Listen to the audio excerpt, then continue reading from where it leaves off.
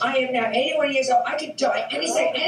No. Don't put. I'm not like that. I could go like that. Do you understand how lucky you would be? Do you understand you would have something to talk about for the rest of your life? You were invited. Oh, you were there? You were there? Yes, we were lucky enough to be there, and that was Joan Rivers' monologue about her death one day before she died. The next day she died of complications of surgery. Hi, this is Remembering the Past, the show where we talk about people who've died recently who've had a profound effect on our history, our society, or our culture. And we're going to talk tonight about Joan Rivers, certainly the greatest female stand-up comedian of all time, who died recently at the age of 81. I like to say she was from Larchmont, but in reality she moved to Larchmont. She was a nice Jewish girl born in Brooklyn. Her real name was Joan Alexandra Malinsky. She got her start in an off-Broadway play for 6 weeks, playing opposite another nice Jewish girl from Brooklyn, Barbra Streisand. After low-paying gigs in New York City and in Chicago, she learned from people like Lenny Bruce. She went on to have a groundbreaking career in comedy. Here's the impeccably British telegraph on the career of Joan Rivers. You know how lousy you feel at night when I'm undressed, my husband looks at me and mentally dresses me? Caustic, cutting, and often very crude, Joan Rivers was a pioneer for women in stand-up comedy.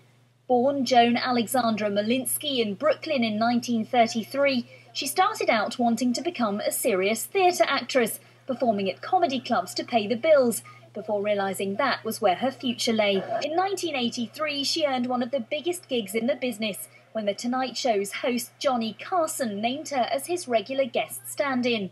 Like, my parents were mean because they hated me, so I understand that. My parents, because I was the ugliest child ever born in Larchmont, New York. Doctor looked at me and slapped my mother. I mean, I was so, She later found a niche on the awards show circuit, turning her biting wit on the fashion faux pas of Hollywood celebrities. Kat is one of the chicest women in Hollywood. There's no question about that. But she's too old for this dress. Yeah. Oh, it's too tight, and it's given her a little roll where she doesn't have a roll, and it's squishing her boobs flatter than a dead cat in an episode of Hoarders. I mean, it's just... Joan Rivers was as famous for her penchant for plastic surgery as she was for her acerbic put-downs, often joking about her looks. In recent years, she won a whole new fan base after starring in a reality series about life with her daughter Melissa and grandson Cooper. It was to be one of her last projects. Joan Rivers often joked that she succeeded by saying what everyone else was thinking. Her witty one-liners have earned her a place in comedy history. Come on, you gotta like that. She had a penchant for plastic surgery. So she started her stand-up career in the middle of the comedy boom of the early and mid-'60s.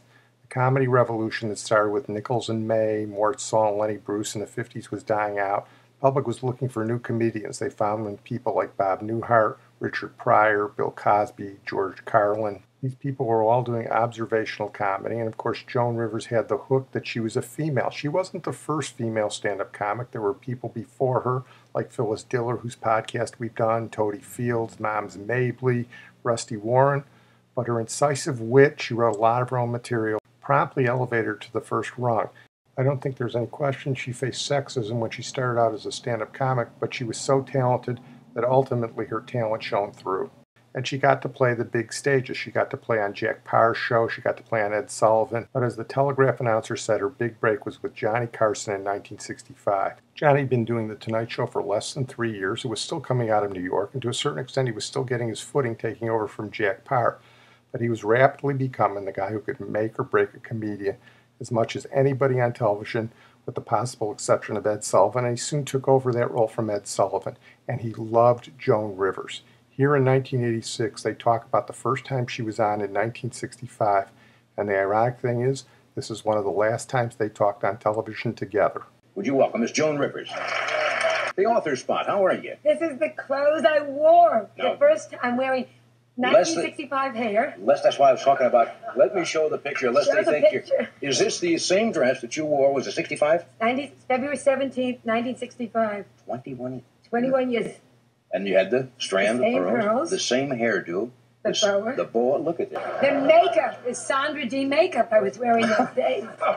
It's very hard for me to believe sometimes on the time frame to think that it was 21 years ago when you first came out and sat down. Do you think you're any older? I don't feel any older. I feel great. Yeah, you know when I feel older? I went to buy sexy underwear and they automatically gift wrapped it. And when you buy a bikini, Bad? Or when the body is falling and you're wearing a bikini, you go wading and the top gets wet first. You go. Gravity just starts to go, doesn't it? Yeah. That's why I wanted to write the book, so I could still remember. You're sentimental about things? I'm very sentimental. Look at the dedication of the book. I know, it's very sweet of you. Yeah. It was very sweet of you. You talk about you sentiment. didn't have to do that, but... It's two. Says, she does your baby, and then you have a dedication. Can I read it? Sure. It says to Edgar, your husband. Yeah, I have to do that. Who made this book happen.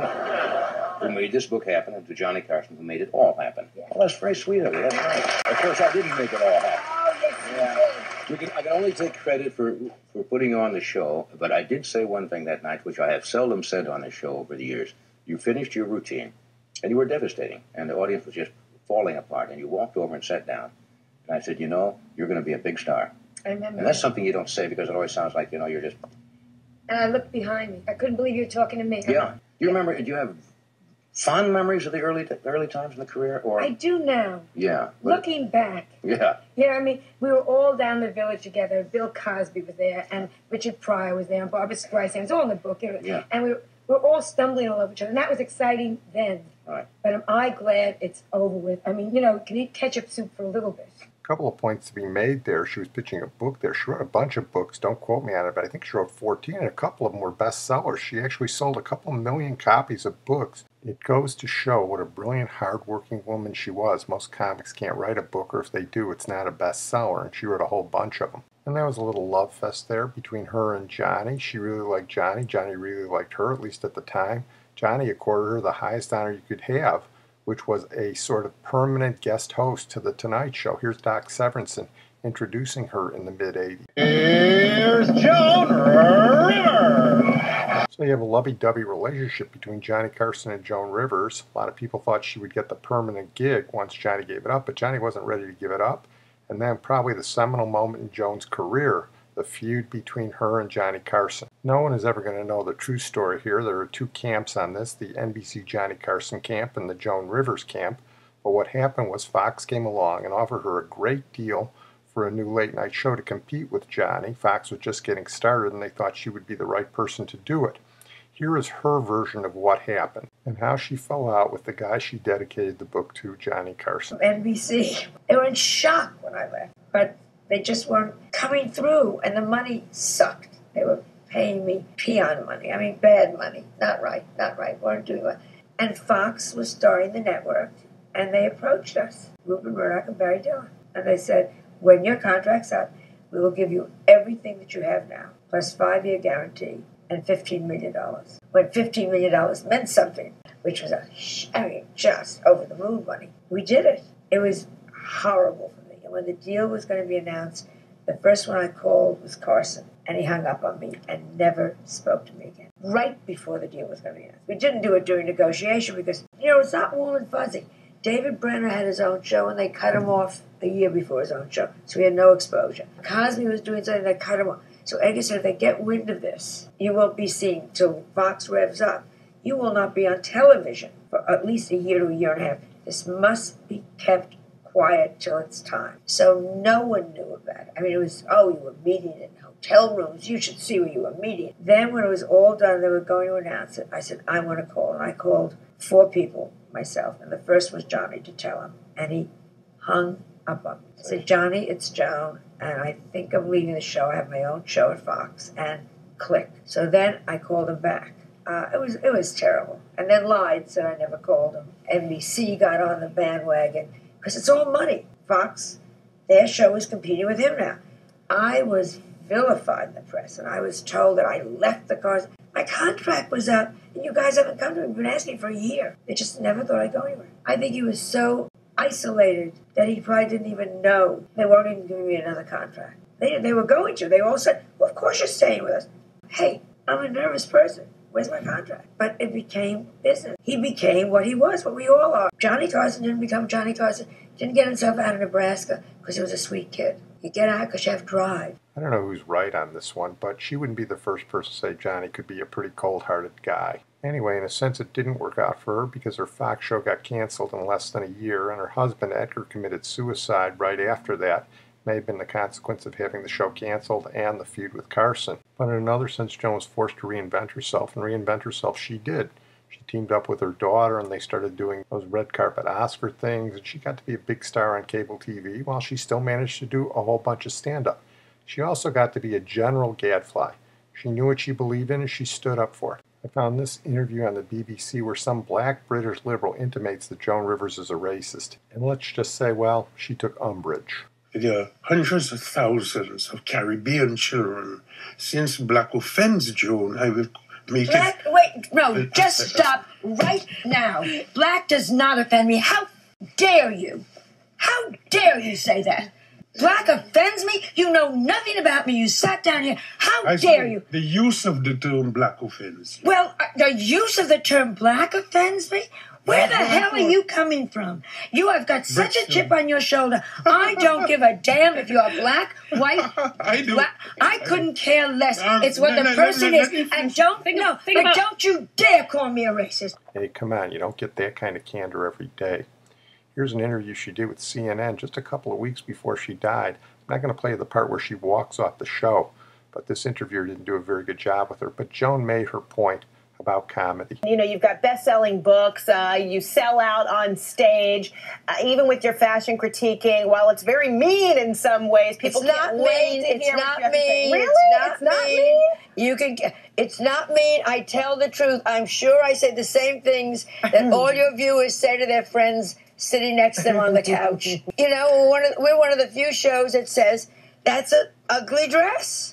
And that's okay. These ladies make $28 million a picture. You really think that Nicki Minaj cares? I didn't like her dress. You know, when you're in that kind of a bracket, you don't really care. Yeah, you're not really worried about feelings being hurt. Well, not when it's about dresses. It's not about them. It's about clothing.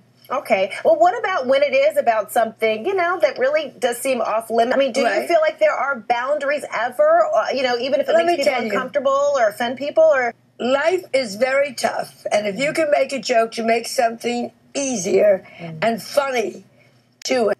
Done. Do it. That's all. Darlene, I don't know what your life has been like, but I have a lot of people who have gone through hell. And if you can make...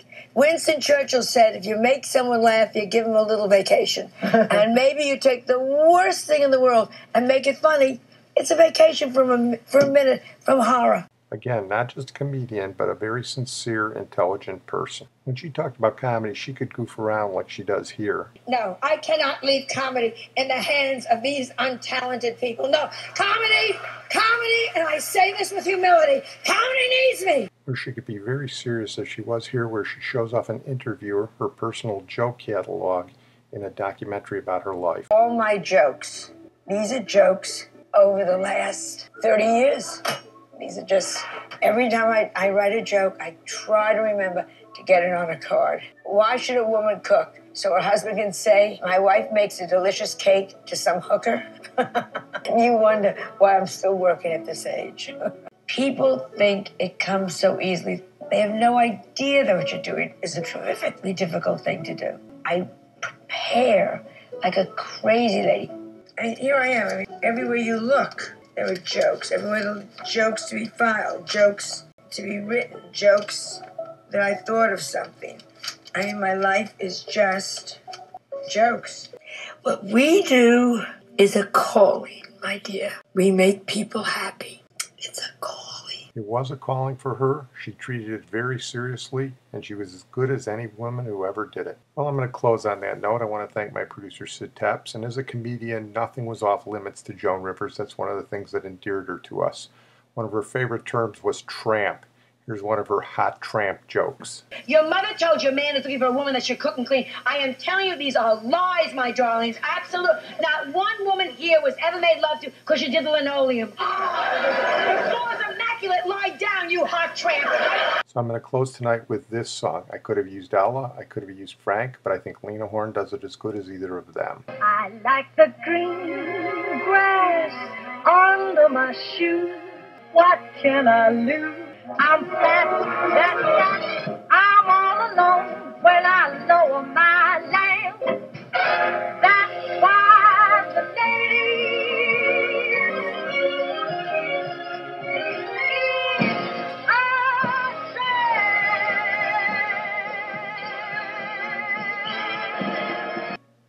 You make each day a special day, Joan Rivers. Oh,